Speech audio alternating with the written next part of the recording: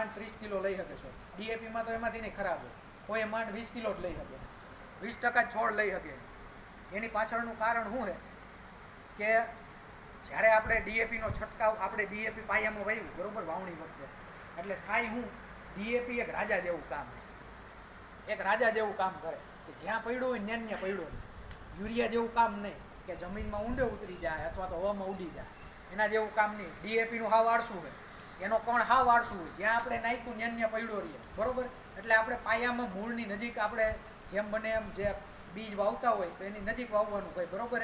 હવે જ્યારે તમે ડીએપી વાવ્યું ત્યારે ઓગળશે, ધીમે ધીમે ઓગળશે બરોબર. પહેલી વાર ઓગ્યું એટલે જમીનમાં રહેલા જે માટીના કણો એની હારે ચોંટી જાય, માટીના કણો હારે ચોંટી જાય. તમે બીજું ખાતર આપ્યું હોય તો એની હારે કોઈ ને કોઈ રીતે એક એવા જોડાણ કરી લે એટલે છોડને મળી નહીં શકે. કાં તો માટી હારે બંધાઈ જાય, કાં તો કોઈ ને કોઈ રીતે જમીનમાં બીજા તત્વો પડ્યા એની હારે બંધાઈ જાય. એટલે તમારે મળવાનું હોય છે છોડને એટલું તો મળશે બરોબર, પણ જે બાકીનું વેસ્ટ ગયું એ જમીનમાં પડ્યું રહે એમ, એ છોડ નહીં લઈ શકે બરોબર.